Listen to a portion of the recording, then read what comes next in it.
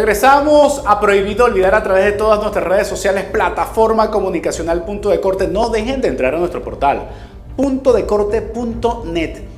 Ese portal donde podrás encontrar toda la información validada, verificada por un equipo de periodistas y corresponsales a nivel nacional que te dan la información de primera mano.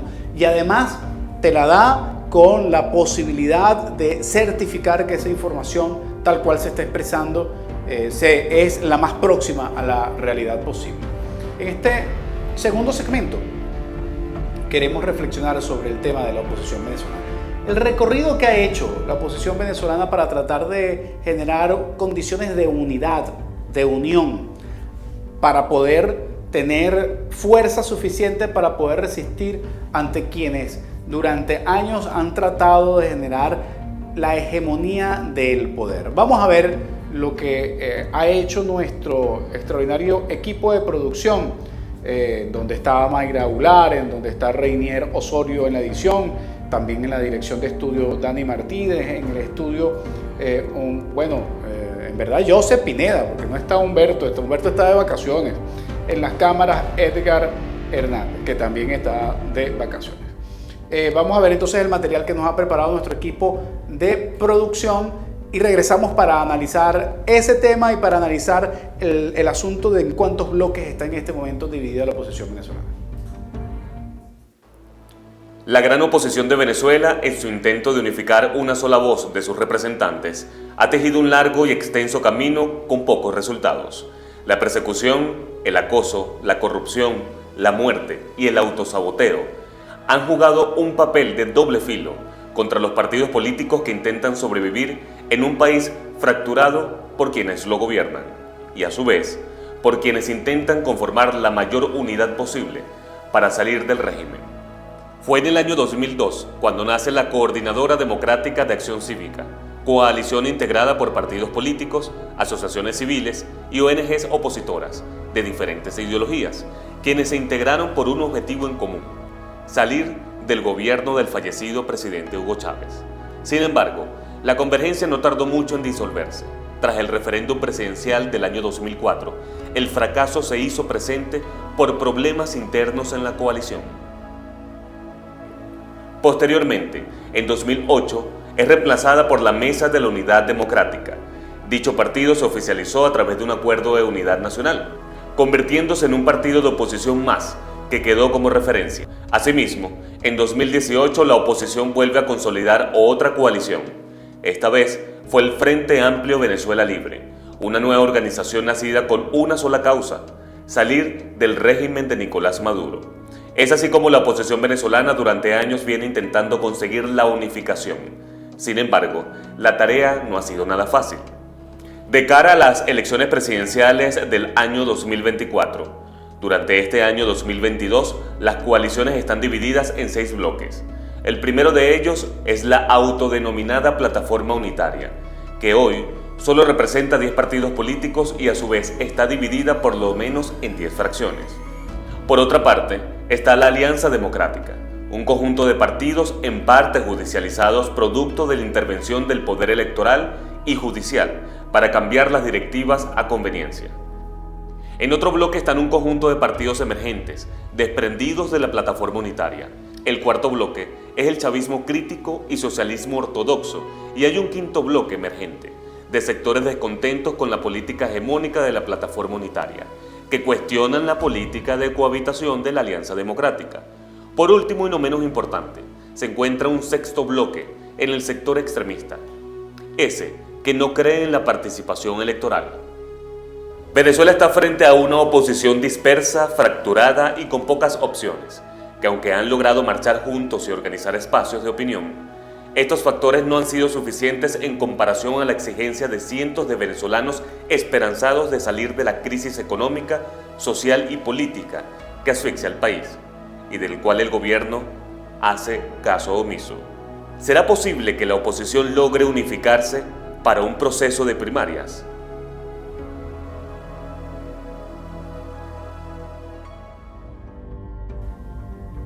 Pasearse por la Coordinadora Democrática, pasearse por la Mesa de la Unidad Democrática, el Frente Amplio, la plataforma unitaria, todos esfuerzos absolutamente válidos y legítimos en su momento, organizaciones que adversé en algún momento, de las que fui parte en otros y después me retiré, por cierto, de las que no soy en este momento ninguno, porque lamentablemente ninguna de estas instancias en este momento pareciera reflejar, o sea, lo que ya existe en este momento, específicamente la plataforma unitaria, no pareciera reflejar en este momento la posibilidad de la mayor unificación posible, pero se respeta el esfuerzo unitario que intenta mantenerse, aun cuando hay profundas contradicciones en relación con los métodos unitarios poco democráticos que se establecen dentro de estas últimas instancias que se han generado para la unidad de la oposición venezolana. El problema de la unidad venezolana parte de un principio fundamental: voluntad política. Además, también tenemos que tomar en cuenta que los recursos que se ha introducido, la violencia que ha introducido el sistema político madurista en poder quebrar la unidad, también han hecho mella. Mucha persecución, mucha violencia, represión y por supuesto muerte, detención, tortura. Por supuesto que tiene que hacer mella. La generación del temor y del terror genera entonces también la cooptación de un segmento de la oposición venezolana que también se ha permitido corromper. Billete en mano, maletín llenos de euros y de dólares, han vendido su conciencia en función de los intereses subalternos sobre los intereses del país. Esto también ha pasado. Ahora, tenemos que redimensionar el ejercicio de todo esto. No podemos quedarnos solamente en el diagnóstico, no podemos quedarnos en la radiografía. Tenemos que tomar decisiones en función de eso. Habiendo 6 bloques en la oposición venezolana hoy, bueno, cualquiera podría contar más. De hecho, ya entre ayer y hoy vamos a ver que estos bloques están a su vez subdivididos. El primer bloque, que es el de la plataforma unitaria; el segundo, el de la Alianza Democrática y derivados; el tercero es el del chavismo crítico; el cuarto, el de un sector independiente aún todavía amorfo, que no termina de tener coherencia y que tiene algunas fuerzas con muchos recursos económicos, por cierto, que en parte son cuestionados en lo dispendioso de la utilización de estos recursos. Un quinto bloque, que es un quinto de sectores no alineados con el resto de las otras fuerzas que tienen poderosas críticas, en donde el exchavismo y gente que viene desprendida de la MUT y de la plataforma unitaria están haciendo como una especie de fuerza en función de tener posturas y propuestas, aún a pesar de que no tienen recursos.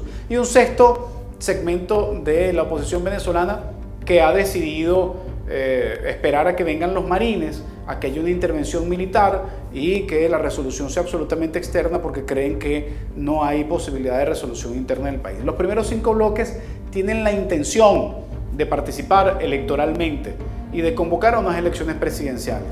Pero la única manera de que en el 2024 o en el 2000, cualquier año que deseemos o que se pueda participar en unas elecciones presidenciales, se pueda ganar unas elecciones, o por lo menos pretendamos disputar con base en el ejercicio hegemónico y totalitario del sistema que hoy domina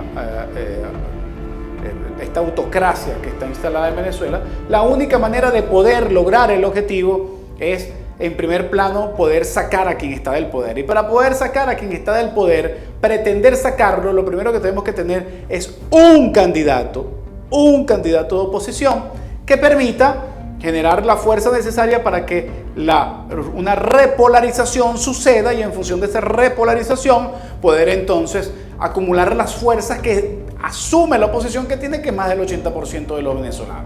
Entonces, si se quiere lograr eso, la única manera de garantizar es teniendo un candidato. Pero la verdad es que el diagnóstico el día de hoy es fatal para el futuro de la cantidad de candidatos que pueda tener la oposición venezolana. Ya ayer un candidato de uno de estos sectores independientes dijo que no iba a primarias.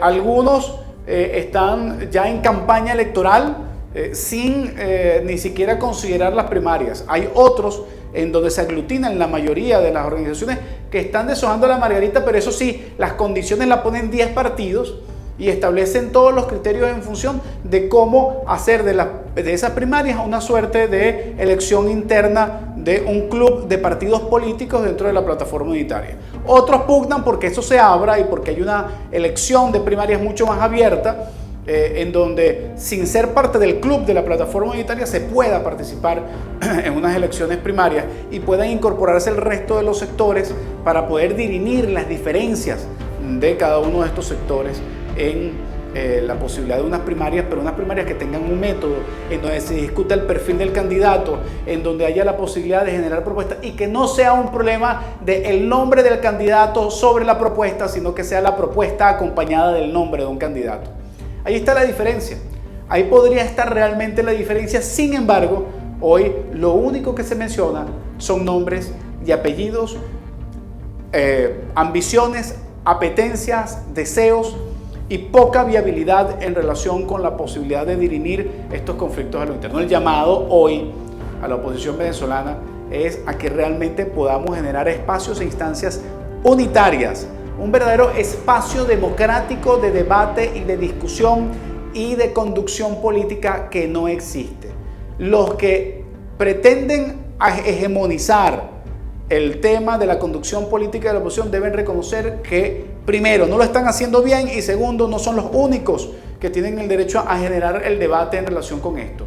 Y los otros que no forman parte de, tienen que estar conscientes que deben integrarse con el resto para poder unificar los esfuerzos en función de objetivos comunes y por lo menos ponernos de acuerdo en 3-4 puntos para poder ofrecerle al país coherentemente una alternativa y no solamente un nombre o varios nombres que van a ser inevitablemente tragados por el sistema hegemónico y totalitario que al ver al adversario o enemigo dividido, pues va inevitablemente a aplastar y a ganar. Es por eso que para el próximo segmento vamos a tener a Gil Yepes, que es José Antonio Gil Yepes, que es sociólogo, profesor, consultor y además es miembro de la directiva de Data Analysis, con quien vamos a tratar de analizar un poco este tema de la factibilidad de la unión de la oposición hacia unas elecciones presidenciales. En el próximo segmento entonces estamos con Gil Yepes. Ya regresamos. Prohibido olvidar